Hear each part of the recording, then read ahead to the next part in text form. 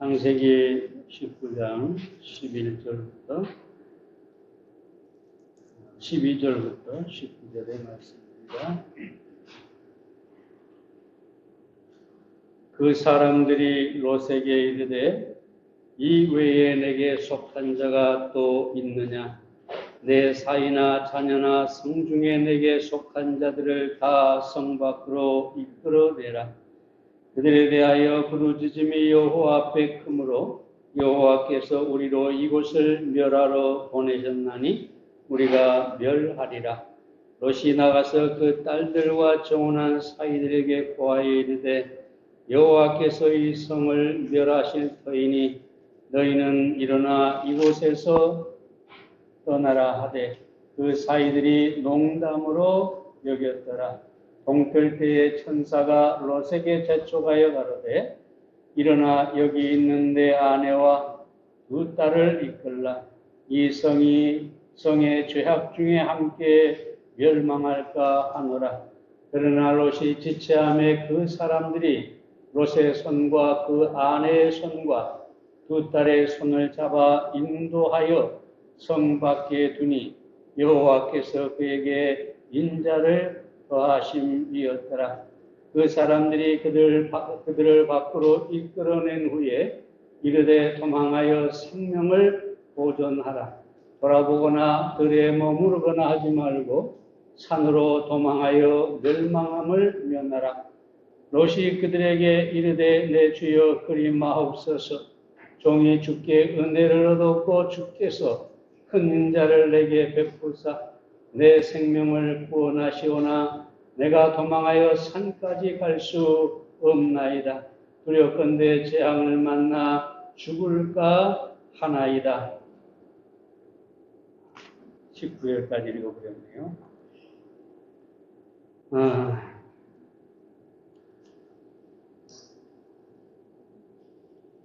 오늘 아침에 말씀을 묵상하면서 이런 생각을 해봤어요. 사람에게 정말로 중요한 게 무엇일까?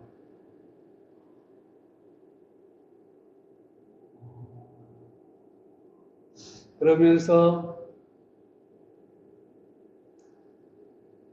많은 생각을 하는데 특별히 성경을 우리가 보면 역사죠. 아담으로부터 인류의 역사입니다. 그런데 결국 모든 역사에서 중요한 게 무엇이었어요?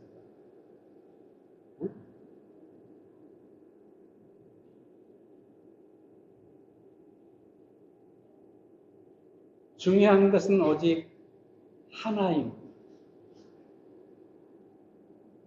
그 사람이 과연 구원받았느냐? 구원받지 않았느냐? 그렇죠? 건강하게 장수해서 오래 산 사람이든지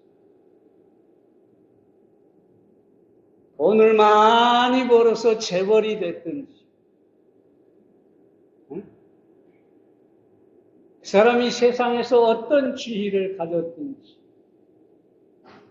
역사가 흘러가 버리면 시간이 지나가 버리면 그 모든 것은 무로 없는 것으로 먼지로 돌아가 버린다는 것이죠. 결국 그러면 가장 중요한 게 무엇일까? 구원받는 것입니다.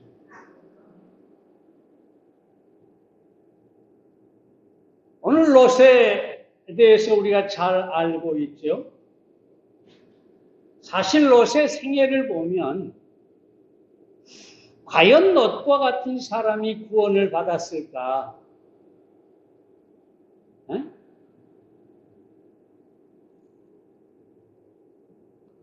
세상에 어떤 사람에게 롯의 생애를 쫙 나열해주고 이 사람이 천국에 갔겠느냐 물어본다면 100이면 100 다 천국에 못 갔을 거라고 알 겁니다. 그렇죠? 그런데 성경은 베드로후서 2장 7절에서 의로운 것이다. 죄인 된 것이 아니라 의로운 것이다. 이렇게 말하고 있다는 거죠. 응? 조금 후에 롯의 생애에 대해서 잠깐 언급을 하겠습니다만 죄인 된 것이 아니라 의로운 것. 지옥에 간 것이 아니라 천국에 간 것. 이렇게 말하고 있다는 것이죠. 자, 그러면 이 롯이 구원받은 이유가 과연 무엇일까? 오늘 생각을 해보도록 하겠습니다. 첫째로 하나님의 은혜가 구원했습니다. 본문 16절 말씀을 보겠습니다. 여호와께서 그에게 인자를 더하심이었더라. 여기 보니까 하나님께서 롯에게 인자를 더했다. 인자라는 말을 영어 성경에 보면 merciful입니다. 불쌍히 여겼다. 긍휼히 여겼다. 그래서 하나님이 은혜를 베푸셨다는 뜻입니다. 창세기에 등장하는 롯은 아무리 살펴봐도 구원을 얻을 만한 어떤 자격도 갖추지 못했습니다. 그는 본래 갈대아 우르에서 태어났습니다. 그 갈대아 우르는 하나님을 전혀 알지 못하는 그런 세상입니다. 거기에서 태어났죠. 아브라함을 따라서 가나안 땅에 왔는데 아브라함의 양과 양이나 소떼가 롯의 양과 소떼와 겹치게 됩니다. 그래서 다투죠, 목자들이. 아브라함이 네가 우하면 내가 좌하고 네가 좌하면 내가 우하리라 이렇게 얘기하니까 그 말 없이 소돔 쪽을 선택합니다. 왜냐하면 거기가 풀이 많고 물이 많았기 때문입니다. 어디 말은 뭐냐 하면 롯에게는 아브라함보다 그의 욕심이 앞섰다는 것이죠.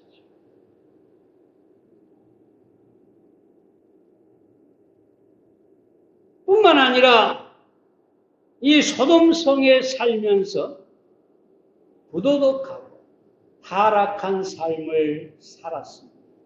어디서 알 수 있습니까? 그 땅의 비류들이 집에 찾아옵니다. 천사들을 레오노라고 하죠. 그들은 천사인 줄 모르고 레오노라고 합니다.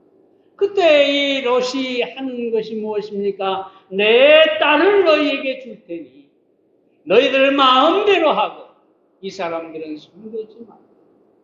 네? 도덕적인 어떤 뭐랄까요? 이런 사람이 있을 수가 없죠.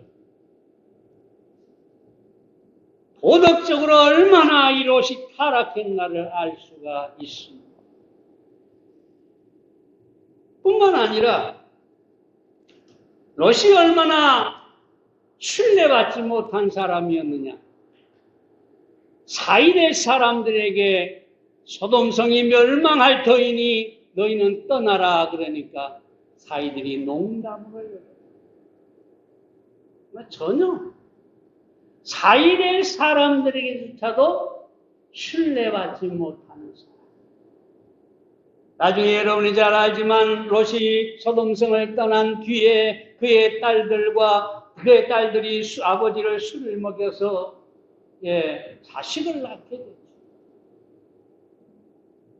이 전체적인 모습을 볼 때 롯이라고 하는 사람은 정말로 탐욕적이고 타락한 사람이고 마치 하나님을 모르는 사람처럼 그렇게 산 사람이라고 할 수가 있습니다. 그런데 이 롯이 구원받았다. 이유는 단 하나인데 그것은 뭐냐? 바로 하나님의 인자, 하나님의 긍휼, 하나님의 은혜 때문이었다는 사실입니다. 여러분, 모든 사람은 롯과 같이 전적으로 부패한 사람이라는 것 우리가 너무나 잘 알죠. 에레미야 17장 9절에 보면 만물보다 거짓되고 심히 부패한 것이 마음이라고 합니다. 로마 3장 10절에 보면 의인은 없나니 하나도 없다고 합니다.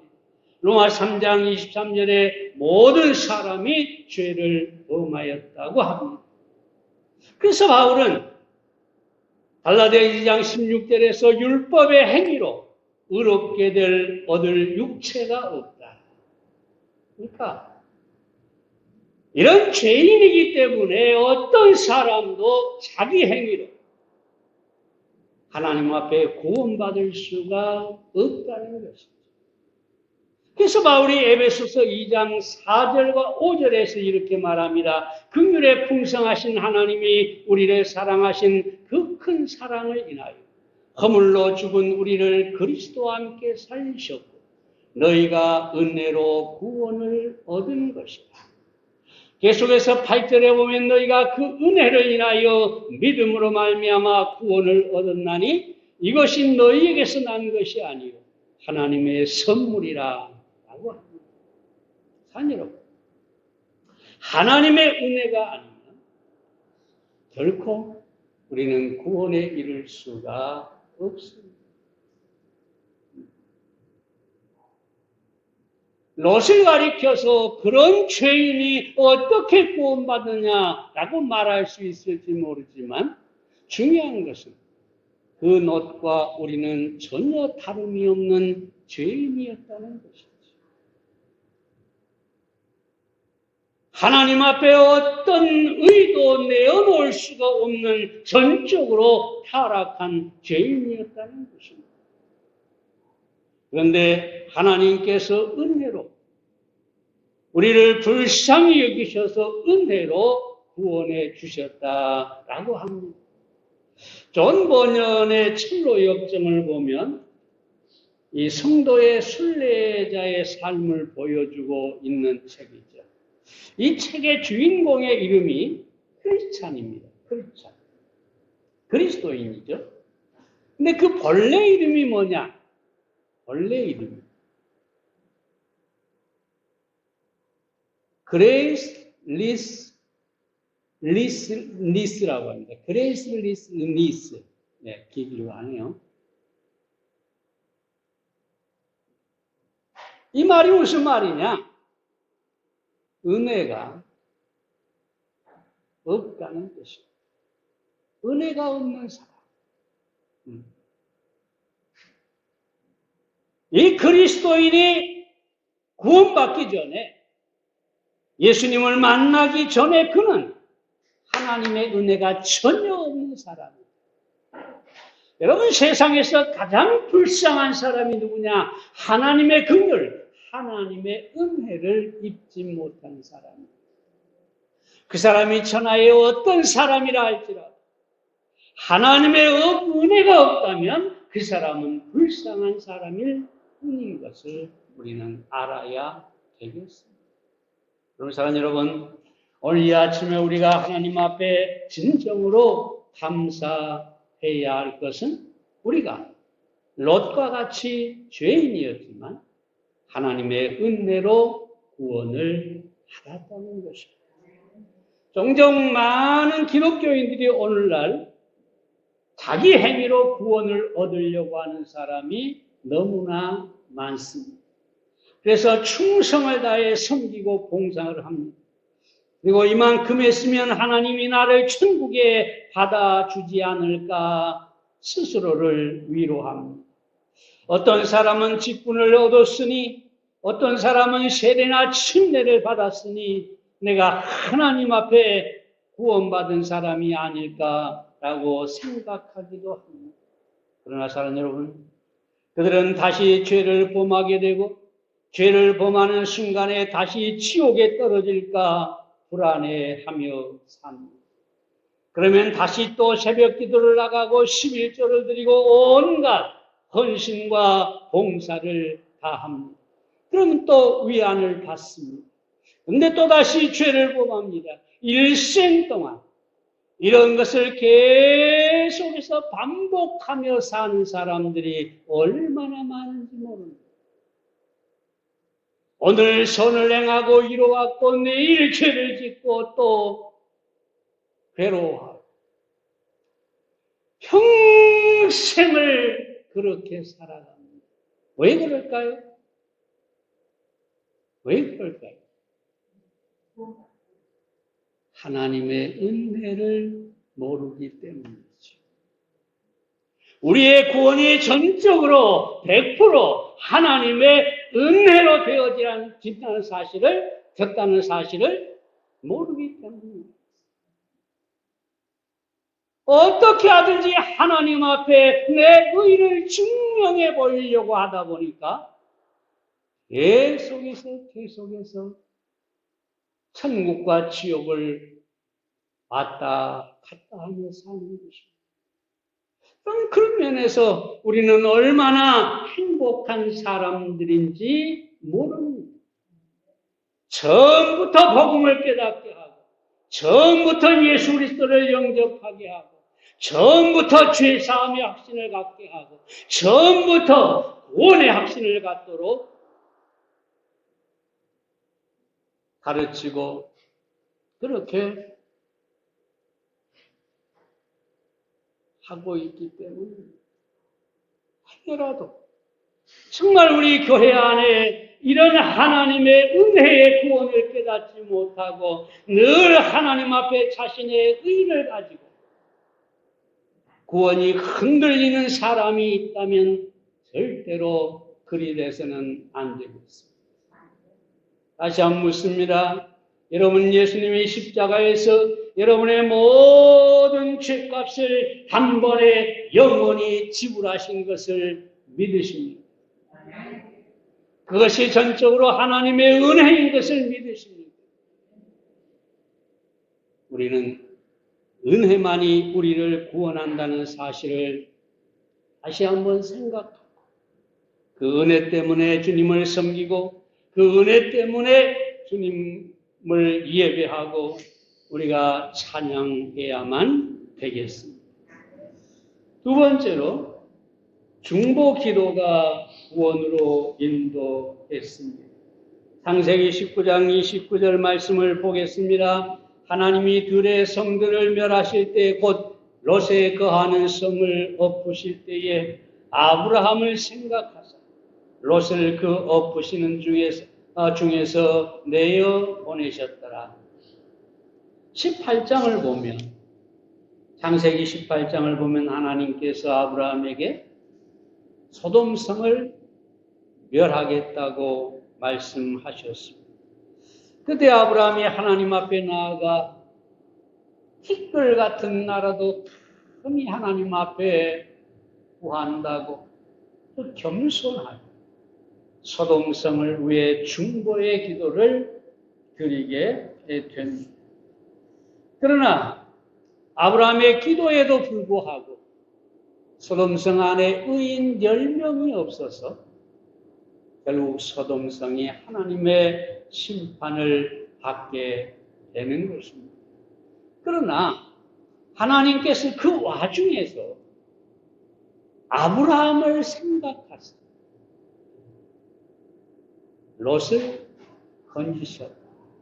이렇게 말하고 있는 것을 보게 됩니다. 자, 우리가 여기서 이 아브라함의 중보기도 속에서 몇 가지 중요한 사실을 생각해 봐야. 먼저 사랑이 중보기도를 하게 한다는 것입니다. 아브라함이 소돔성을 위해 끝까지 기도를 계속합니다. 의인 10명이 있으면 어떠하시겠습니까? 라고 하면서 하나님 앞에 간절하게 간구하는 것을 우리가 보게 됩니다. 왜 그랬을까요? 아브라함은 사실 소돔과 아무런 상관이 없는 사람이지만 조카 롯 때문에, 사랑하는 조카 롯 때문에 소돔성을 위해 기도했다고 볼 수가 있는 것이죠. 창세기 11장에 보면 아브라함이 갈대아 우르를 떠날 때 이때 롯은 고아였습니다. 부모가 돌아가시고 없는 고아였습니다. 그래서 아브라함이 마치 아들처럼 갈대아 우르에서 데리고 나온 것을 보게 됩니다. 창세기 13장에 보면 땅의 선택권을 여기 먼저 롯에게 양보하는 것을 보게 됩니다. 사랑이 아니면 할 수가 없는 일이죠.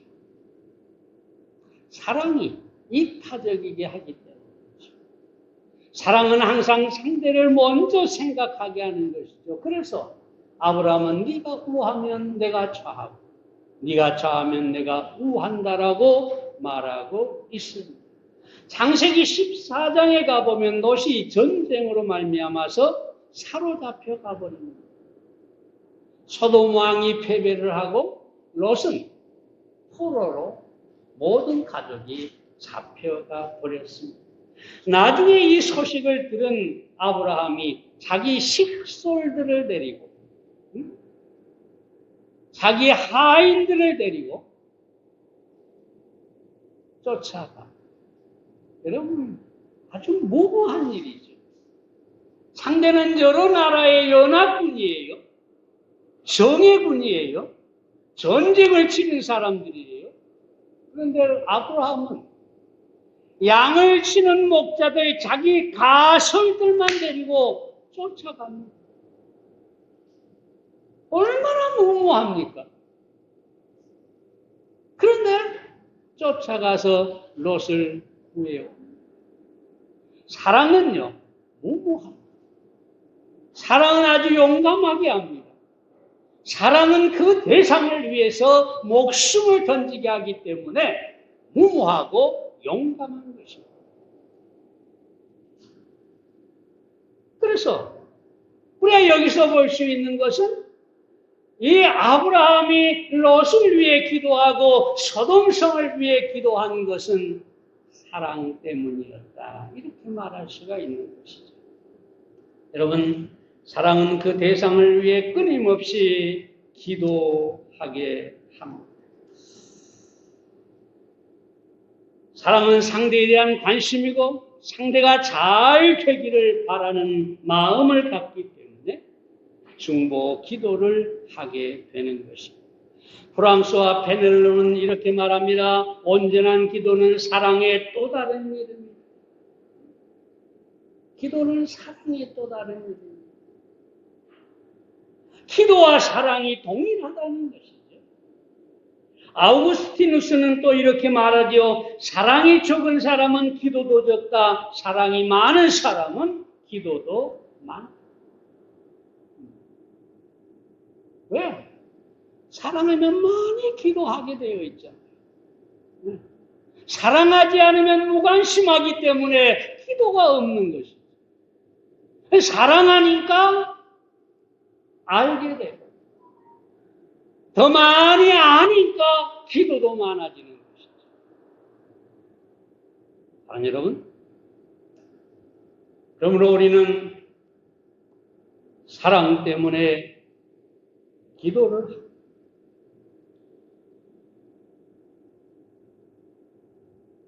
그런 사랑의 기도는 반드시 하나님께서 응답하시고 축복해 주실 것입니다. 사랑이 기도하게 한다. 다음으로 하나님은 중보 기도하는 사람을 찾고 계신다고 하는 사실입니다. 에스겔서 22장 30절에 보겠습니다. 이 땅을 위하여 성을 쌓으며 무너진 데를 막아서서 나로 멸하지 못하게 할 사람을 내가 그 가운데서 찾다가 얻지 못한 거로 라고 합니다. 성을 멸하시려고 하는데 그것을 막아설 사람을 찾아보는데 아무도 없다는 거예요. 이 말은 무슨 말이냐? 하나님은 분노해서 심판하지만 그 심판을 기뻐하지 않으신다는 거죠. 어쩔 수 없이 때없이 그 죄악 때문에 멸망을 시켜야 하지만 그걸 기뻐하지 않는다는 거죠. 그래서 누군가가 그것을 막아서줄 사람이 있기를 그런 사람을 찾고 계십니다. 우리가 어디서 알 수 있습니까? 이스라엘 백성들이 광야를 여행할 때 출애굽기 32장에 보면 금송아지를 놓고 숭배를 하죠. 아론이 그 선두에 서서 모든 이스라엘 백성 이 금송아지가 우리를 애굽에서 건졌다 그러면서 숭배를 합니다. 하나님께서 진노하십니다. 당장 멸하겠다고 하십니다. 그러면서 이렇게 얘기하죠. 모세 너를 통해서 새로운 나라, 새로운 민족을 일으키겠다. 이스라엘 백성들은 다 멸망시켜버립니다. 그때 모세가 어떻게 합니까? 하나님 앞에 나가서 목숨을 내놓고 기도합니다. 아니 목숨보다 더한 것을 내놓습니다.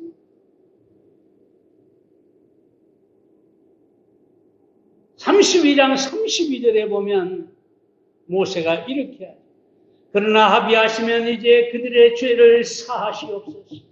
그렇지 않사오면 원컨대 주의 기록하신 책에서 내 이름을 지어버려 주시옵소서. 목숨보다 더한 것을 건 것입니다. 나를 죽이시옵소가 아니라 하나님의 책에서 내 이름을 지어버리십시오. 그 말은 나를 지옥에 보내십시오. 응? 이 백성을 멸망시키려거든 나를 지옥에 보내십시오. 그리고 이 백성을 용서하십시오. 사실은 모세가 하나님을 막아섰을 때 하나님께서 모세의 기도를 들으시고 이스라엘 백성을 사하신 것을 보게 됩니다. 여러분, 중보 기도가 영혼을, 이스라엘을 구원했습니다. 우리는 여기서 한 사람의 중보 기도가 지옥에 떨어질 영혼을 구원하고 한 사람의 기도가 한 성이나 한 민족을 구원할 수 있다는 사실을 알아야 되겠습니다. 우리는 아주 중요한 중보 기도의 이 특권을 가지고 있는 사람. 그러므로 여러분 이 모세처럼 하나님을 막아서서 멸망할 죄인을 구원하는 이런 여러분들이 되시기를 바랍니다. 끝으로 하나님은 중보 기도를 들어주십니다. 창세기 19장 29절에 아브라함을 생각하사 그렇게 얘기를 했고 출애굽기 32장에서 모세의 기도도 하나님이 응답하신 것을 우리가 보게 됩니다. 그럼 여러분 야고보서 5장 16절에 보면 의인의 간구는 역사하는 힘이 많다라고 합니다. 이 말씀의 근거가 뭐냐 하면 이스라엘의 가뭄이 들었을 때 엘리야가 이스라엘 위에 기도하게 됐죠. 그 중보의 기도로 다시 비가 내리는 것을 우리가 보게 됩니다. 이게 무슨 말이냐? 한 사람의 중보 기도가 응답되어지고 놀라운 역사를 가져올 수 있다는 것입니다. 말씀드렸습니다만 미국의 애리조나주에 이블리라는 여자가 있었습니다. 어느 날 아들의 친구가 쏜 총에 맞아서 이 이블린의 아들이 그 자리에서 죽었고, 이블린은 총을 맞고 사경을 헤매다가 살아나게 되었습니다. 그런 천만다행히도 아들이 죽기 얼마 전에 예수님을 영접하고 구원받았다는 사실. 하지만 믿음이 없는 이블린은 하나님을 원망하며 슬픔으로 나날을 보내게 됩니다. 교회에서 목사와 성도들이 찾아와도 그리고 위로를 해도 전혀 소용이 없었습니다. 얼마 후 남편의 직장을 따라 다른 지역으로 이사를 가면서 아들의 모든 소지품을 다 처분했습니다. 다 불에 태웠습니다. 그런데 아들이 평소에 보던 성경을 불에 넣으려다가 차마 그건 넣을 수가 없어서 그 성경 하나만 짐 속에 넣고 이사를 갔습니다. 슬픔을 이기지 못한 이블리는 날마다 술과 나중에 마약으로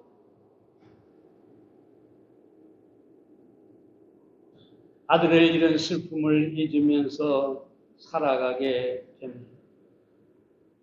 그녀는 너무나 쇠약하게 되고 몸은 만신창이가 되고 손은 떨리고 입은 돌아가고 그런 고통 속에서 어느 날 그 아들의 성경책을 끌어안고 쓰러졌습니다. 쓰러지면서 오 하나님 살려주세요. 간신히 소파를 잡고 앉아서 성경을 폈는데 가족이 죽었을 때 읽을 성경 구절이라는 그런 난이 있었습니다. 거기 몇 가지 구절이 있었는데 요한복음 14장 1절 말씀이 있었습니다. 너희는 마음에 근심하지 말라. 하나님을 믿으니 또 나를 믿으라. 내 아버지 집에 거할 곳이 많도다. 계시록 21장 4절의 말씀도 있었는데 모든 눈물을 그 눈에서 씻기심에 다시 사망이 없고 애통하는 것이나 고가는 것이나 아픈 것이 다시 있지 아니하리니 처음 것들이 다 지나갔습니다. 이 말씀을 읽는 동안에 성령께서 그녀의 마음에 역사하고 자기의 아들이 하나님과 함께 지금 이 순간에 천국에 있음을 깨닫게 되었습니다. 그래서 그녀는 교회를 나가서 예수 그리스도를 마음에 영접하고 구원받고 새 사람이 되었습니다. 자기 아들이 다니던 교회에 전화를 했습니다. 제가 구원받았습니다. 그 아들의 교회 목사님과 성도들이 한달음에 그 먼 길을 달려왔습니다. 그러면서 너무나 기뻐했습니다. 그리고 하는 말이 이런 말이었습니다. 이블린 부인, 이것은 놀라운 일이 아닙니다.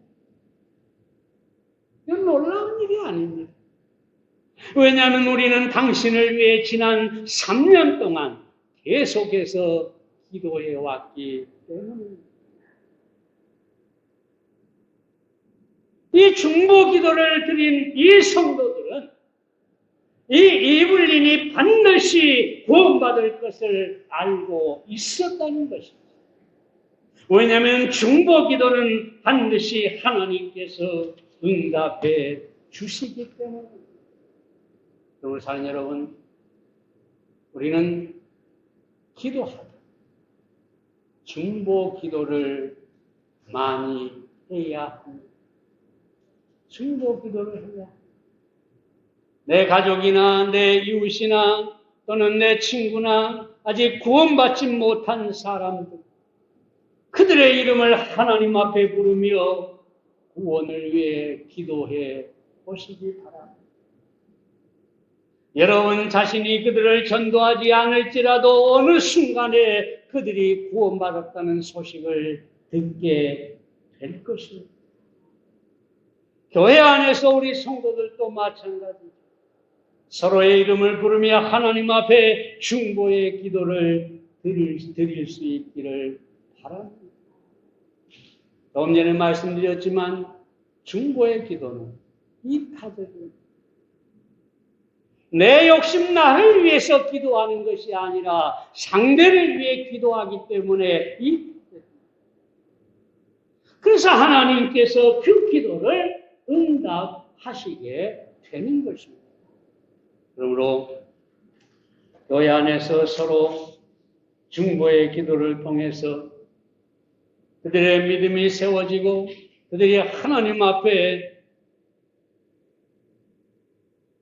형통한 삶을 살도록 여러분 기도하시기를 바랍니다. 세 번째로 전도로 구원을 받았습니다. 창세기 19장 16절을 다시 봅니다. 그러나 롯이 지체하며 그 사람들이 롯의 손과 그 아내의 손과 두 딸의 손을 잡아 인도하여 성 밖에 두니. 여러분, 이 천사들은 소돔성의 심판을 경고하고 멸망시키기 위해서 보낸 사람.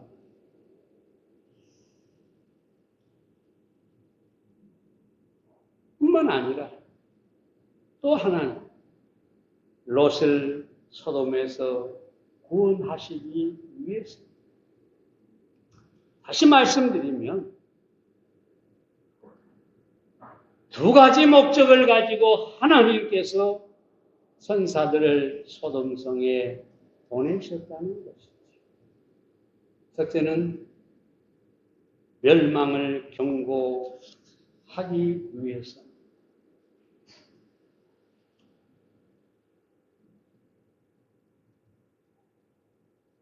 소돔성이 멸망한 것처럼 여러분, 이 세상은 반드시 멸망하게 될 것입니다.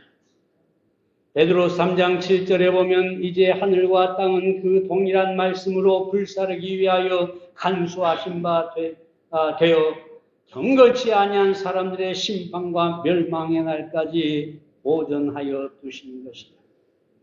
심판과 멸망의 날이 있고 그때까지 보존해 둔 것, 그것이 세상이라고 합니다.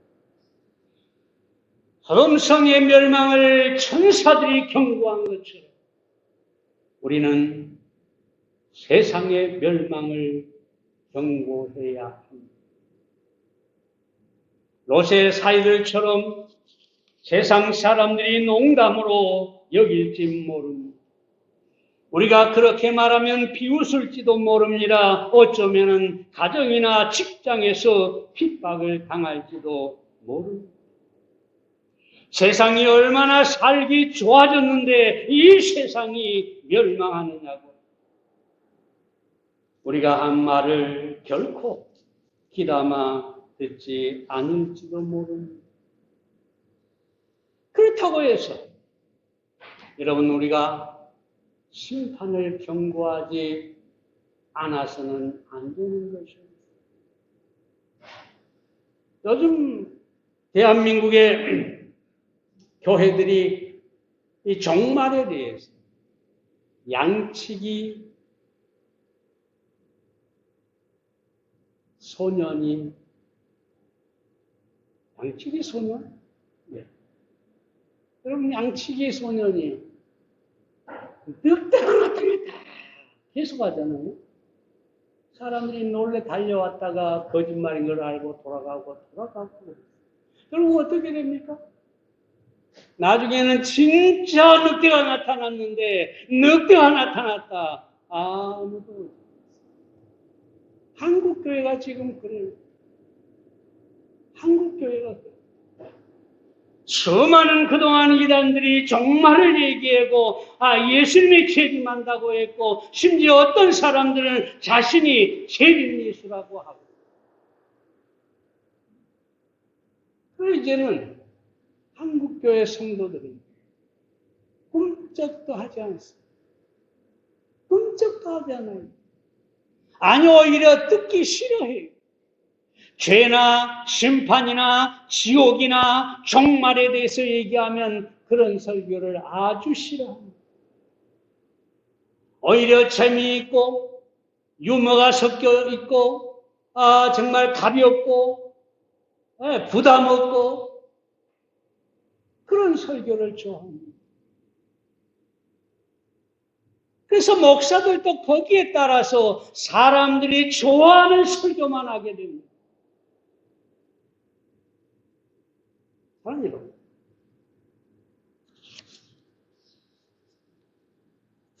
우리가 알아야 할 사실은 이것입니다. 성경은 분명하게 심판을 위해 세상은 단순한 바 되어 있고 어느 날 반드시 소돔성이 멸망한 것처럼 세상도 멸망할 것이라는 것입니다. 뿐만 아니라 이 세상뿐만 아니라 우리 개인도 종말이 있다는 사실을 알아야 되겠습니다. 시편 7편 11절에 보면 매일 분노하시는 하나님이다 그렇게 얘기합니다. 매일매일 날마다 분노하시는 하나님입니다. 왜 그렇습니까? 날마다 사람들이 죄악 가운데서 하나님을 거역하고 있기 때문입니다. 그 하나님의 분노가 언제 누구에게 떨어질지 아무도 알 수가 없는 것입니다.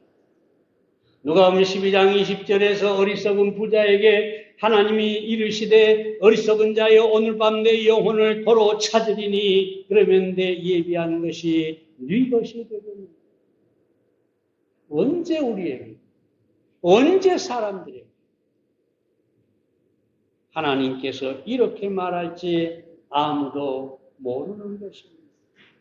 그걸 사랑 여러분, 우리는 하나님 앞에 정신을 차리고 종말이 다가왔다는 사실을 우리가 생각하고 영적으로 깨어 있어야 하겠습니다. 또 하나는 영혼을 구원으로 인도하게 하시기 위해서 천사들을 보냈습니다. 하나님은 우리에게 대단히 큰 일을 하라고 하지 않습니다. 세상이 보기에 아주 미련한 전도의 방법으로 영혼을 구원으로 인도하라고 하십니다. 사도 바울이 고린도서 1장 21절에서 하나님의 지혜에 있어서는 이 세상이 자기 지혜로 하나님을 알지 못하는 것으로 하나님께서 전도에 미련한 것으로 믿는 자들을 구원하시기를 기뻐하셨도다라고 얘기하고 있습니다. 시간상 길게 얘기하지 않겠습니다. 하나님은 지금도 사람을 보내십니다. 왜 보내십니까? 심판을 경고할 뿐만 아니라 영혼을 구원하기 위해서 전도하라 보내고 있다는 사실을 기억해야 하겠습니다. 우리는 언제부턴가 정말 이 전도가 어렵게 되고 또 사실상 대한민국에서 전도의 문은 많이 막혀 있습니다. 그렇잖아도 사람들이 완악해지고 믿음을 거부하고 있는 이 시대인데 코로나 때문에 더더구나 사람들이 마음문을 닫아버렸어요. 어렵습니다. 그러나 우리는 그럼에도 불구하고 전도를 통해서 영혼을 구원할 수 있다는 사실을 알아야 되겠습니다. 기도하겠습니다.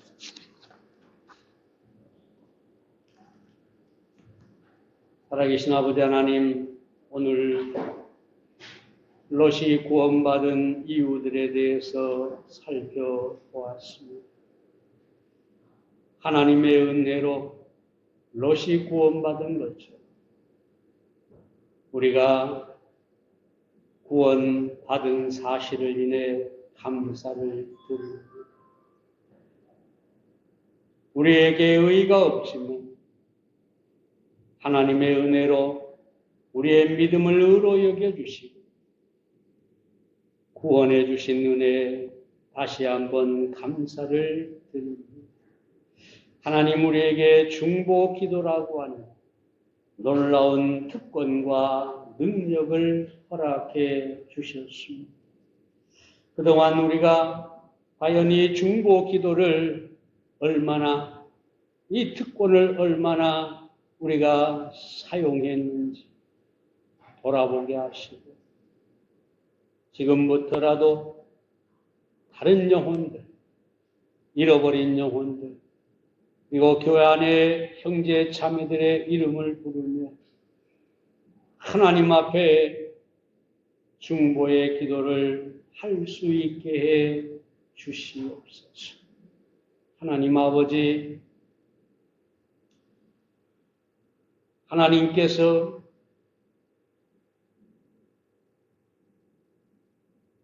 오늘 이 마지막 시대에 우리를 세상에 보내셔서